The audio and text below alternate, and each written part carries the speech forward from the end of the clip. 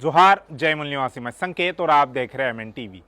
इस वीडियो में आपको दी जाने वाली जानकारी क्विंट हिंदी पर ऐश्वर्या वर्मा के लिखे एक लेख पर आधारित है। इसके लिए हम क्विंट हिंदी और ऐश्वर्या वर्मा के आभारी हैं। फेसबुक की एक पूर्व कर्मचारी फ्रांसिस हॉगन ने फेसबुक से जुड़े कुछ डॉक्यूमेंट्स लीक किए, जिनसे मालूम चला कि फेसबुक को ये पता होने के बावजूद कि नफरत भरी और झूठी खबरें फैलाई जा रही है, उसने उन्हें रोकने का प्रयास नहीं किया, बल्कि अनियंत्रित रूप से और ज्यादा फैलने दिया। द फेसबुक पेपर्स नाम के इन डॉक्यूमेंट्स में फरवरी 2019 में भारत में की गई स्टडी और बनाए गए नोट से जुड़ी जानकारी दी गई है। साथ ही इसमें एक टेस्ट अकाउंट के बारे में जानकारी भी दी गई है, जिससे फेसबुक के रिकमेंडेशन एल्गोरिदम को चेक किया जा रहा है। ये जानकारी भी दी गई है कि कैसे ये हेट स्पीच और गलत जानकारी को यूजर्स के सामने लाता है। ये इंटरनल रिपोर्ट्स मीडिया ऑर्गेनाइजेशन के एक समूह से ली गई है। इन रिपोर्ट्स में अकाउंट्स, ग्रुप्स और पेजों के एक मजबूत नेटवर्क के बारे में जानकारी दी गई है। ये नेटवर्क सक्रिय रूप से मुस्लिम विरोधी प्रचार और अभद्र भाषा को फैलाने का काम करता है। इसकी वजह से बड़ी मात्रा में भड़काऊ सामग्री और सांप्रदायिक भावना वाली गलत सूचना फैलती है। इस आर्टिकल में क्विंट हिंदी की ऐश्वर्या वर्मा ने कुछ बुनियादी सवाल उठाए हैं और उन सवालों के जवाब देने का भी पूरा प्रयास किया गया है। सबसे पहला सवाल है कि हेट स्पीच क्या है। दूसरा सवाल, हेट स्पीच और गलत सूचना को फिल्टर करने के लिए प्लेटफॉर्म क्या कर रहा है, यानी फेसबुक क्या कर रहा है। तीसरा सवाल यह है कि सामग्री को फिल्टर करने के लिए प्लेटफॉर्म जो कर रहा है उसका प्रभाव क्या पड़ेगा और क्या अपनाए गए उपाय काफी है।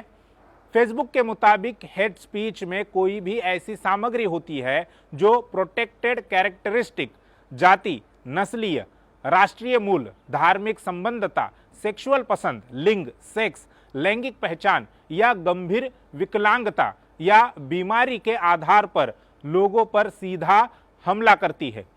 प्रत्यक्ष हमलों में किसी भी तरह के हिंसक या अमानवीय भाषण, हानिकारक रूढ़िवादिता, हीन भावना, घृणा या उपेक्षा करने वाले बयान, अवमानना से जुड़ी बातें, कोसना और बहिष्कार या अलगाव करने से जुड़ी बातें शामिल है। इसे फेसबुक के पारदर्शिता केंद्र पर विस्तार से बताया गया है। फेसबुक 2016 से गलत सूचनाओं को रोकने के लिए अपने प्लेटफॉर्म पर रिमूव, रिड्यूस एंड इन्फॉर्म यानी हटाए, कम करे और सूचित करे इस पॉलिसी का पालन करता रहा है। इसका मतलब यह है कि प्लेटफॉर्म अपनी नीतियों के खिलाफ जाने वाली सामग्री हटा देता है। साथ ही सामग्री की रीच और इसको लोगों तक पहुंचाना भी कम कर देता है, उसकी रीच कम कर देता है, उसकी पहुंच कम कर देता है। इसके अलावा दूसरे यूजर्स को अतिरिक्त जानकारी या संदर्भ के साथ इसके बारे में भी सूचित करता है कि वो तय कर सके कि वो इस सामग्री को देखना या शेयर करना पसंद करते हैं या नहीं। हालांकि फेसबुक ने अपने आर्टिफिशियल इंटेलिजेंस यानी एआई सॉफ्टवेयर को इस तरह से तैयार किया है कि वो इंग्लिश में पेश की जा रही ऐसी सामग्री का पता लगाकर उसे हटा पाता है। इसके अलावा दुनिया भर में वे अपनी नीतियों के खिलाफ जाने वाली सामग्री की निगरानी करने के लिए ह्यूमन सपोर्ट का भी इस्तेमाल करता है। उदाहरण के लिए फेसबुक ने गलत सूचनाओं से निपटने के लिए दुनिया भर में थर्ड पार्टी फैक्ट चेकर्स के साथ पार्टनरशिप भी की है। भारत में भी 10 अलग अलग फैक्ट चेक ऑर्गेनाइजेशन है जो 12 से ज्यादा भाषाओं में काम करते हैं। हालांकि अपनी पार्टनरशिप और ह्यूमन मॉडरेटर्स के बावजूद गलत सूचना और हेट स्पीच के खिलाफ फेसबुक की इस लड़ाई में काफी रुकावटें हैं। रिपोर्ट्स के मुताबिक भारत में फेसबुक के पॉलिसी से संबंधित फैसले पॉलिटिकल लोगों की वजह से प्रभावित हुए हैं। Free software movement of India के शोधकर्ता श्रीनिवास कोडाली का कहना है कि भारत में मौजूदा नियम पर्याप्त नहीं है। उन्होंने कहा कि मुझे लगता है कि ये समय की बात है कि संसद वास्तव में इन संस्थाओं को रेगुलेट करने का मुद्दा उठाती है। आईटी नियमों के बारे में ये समस्या नहीं है कि उनकी कोई ज़रूरत नहीं है, लेकिन समस्या ये है कि वो नागरिकों को पर्याप्त अधिकार नहीं देते, बल्कि वो सरकार को बहुत ज़्यादा शक्ति देते हैं।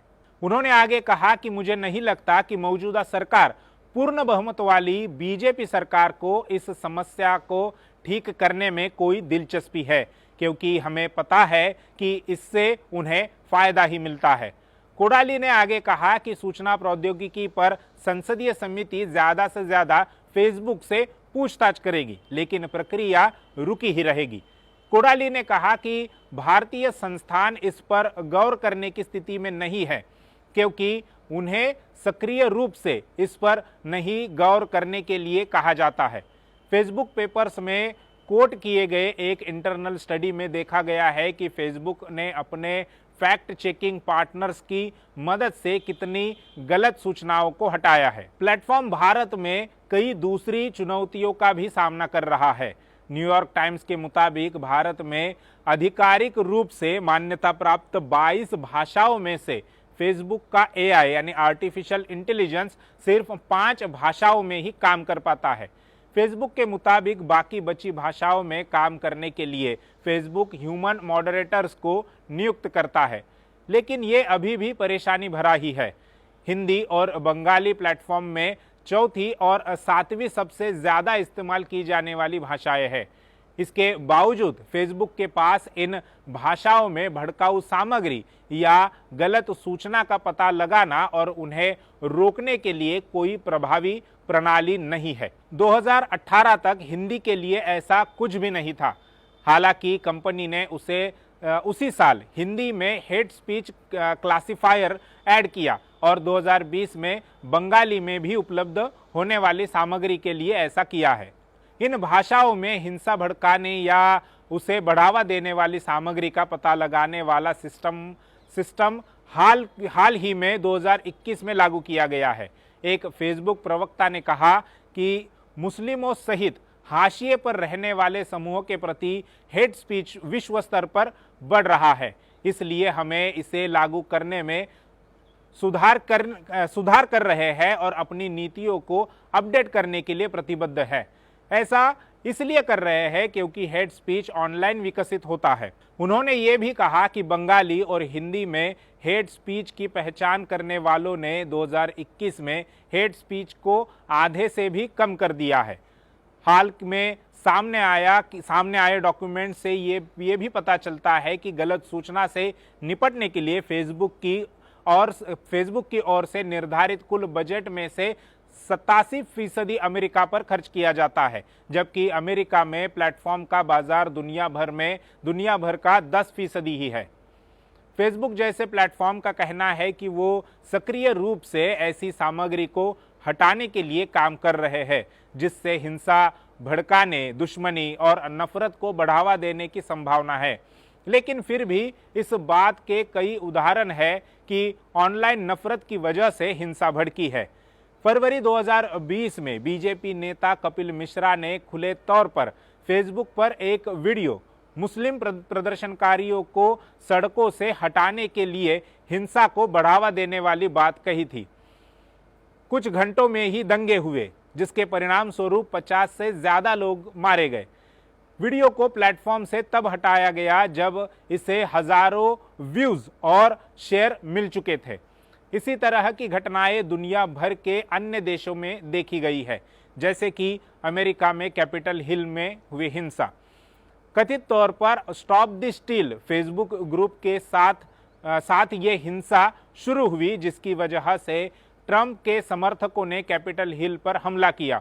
फेसबुक पोस्ट के जरिए म्यांमार में अल्पसंख्यक रोहिंग्याओं को टारगेट किया गया, जिससे तनाव और हिंसा हुई। फेसबुक पेपर्स में खुलासा हुआ है कि कैसे कंपनी को कई सालों की स्टडीज से उनके प्लेटफॉर्म की वजह से हुई कई समस्याओं के बारे में पता था, लेकिन फिर भी प्लेटफॉर्म ने उनका सामना करने के लिए बहुत कम या फिर प्रभावहीन कार्रवाई की। क्विंट से बातचीत में इंटरनेट फ्रीडम फाउंडेशन के अपार गुप्ता ने कहा कि फेसबुक को अपनी फंडिंग को फिर से आवंटित करने की ज़रूरत है। ताकि बाजार में ऐसी सामग्री को नियंत्रित किया जा सके। गुप्ता ने गलत सूचना से निपटने के लिए फेसबुक की ओर से अमेरिका के अलावा सभी देशों को दिए जाने वाले सिर्फ 13% बजट के खुलासे का जिक्र करते हुए कहा कि भारत का यूजर बेस अमेरिका की जनसंख्या से काफी बड़ा है। पहला जरूरी उपाय यह है कि गलत सूचना और सामग्री मॉडरेशन के लिए जारी किया जाने वाला बजट अलग अलग देशों के लिए यूजर्स की संख्या के अनुपात में होना चाहिए। उन्होंने एल्गोरिदम से जुड़े प्रोसेस के बारे में भी बात की। उन्होंने कहा कि कंपनी हेट स्पीच को कम करने के लिए जिस फेसबुक एआई का इस्तेमाल करती है और दावा करती है कि ये घृणा फैलाने वाली सामग्री का 90% हिस्सा कम कर देता है, दरअसल वो संख्या फेसबुक की इंटरनल रिपोर्ट्स में काफी अलग है। उन्होंने कहा कि ये रिपोर्ट्स ये सिर्फ 3 से 5% हेट स्पीच को हटाती है। वरिष्ठ पत्रकार और रिसर्चर माया मिरचंदानी ने फाइटिंग दी हेट स्पीच बैलेंसिंग फ्रीडम अ रेगुलेटरी चैलेंज इस टाइटल वाले अपने आर्टिकल में इसी तरह के बिंदुओं पर बात की है। वो लिखती है कि प्लेटफॉर्म पर मल्टीमीडिया सामग्री की निगरानी के लिए एआई यानी आर्टिफिशियल इंटेलिजेंस और मशीन लर्निंग को फिर से अपडेट किया जा रहा है, यानी उन पर काम किया जा रहा है।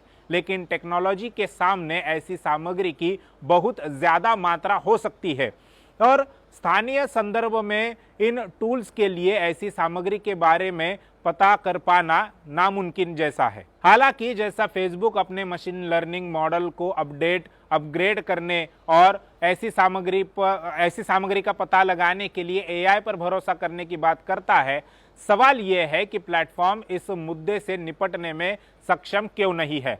तक्षशिला इंस्टीट्यूशन के एक रिसर्चर प्रतीक वाघरे ने प्लेटफॉर्म की जवाबदेही की जरूरत पर जोर दिया है और सावधानी के लिए कहा है कि वास्तविक रूप से प्लेटफॉर्म को इस तरह जवाबदेह ठहराया जाना चाहिए जो समाज की सापेक्ष ताकत को कम करता हो। वाघरे ने कहा कि कुछ चीजें हैं जो फेसबुक कर सकता है, जैसे कि वो जिस देश में ऑपरेट करते हैं वहां स्थानीय संस्थानों में कितना निवेश करता है। उन्होंने कहा कि फेसबुक पर जो चुनौतियां देखी जा सकती है वो दूसरे सोशल मीडिया प्लेटफॉर्म पर भी आम है। चुनौती सिर्फ एक कंपनी के लिए नहीं है, बल्कि इन समस्याओं को व्यापक रूप से सामाजिक स्तर पर ठीक करने से भी जुड़ी हुई है।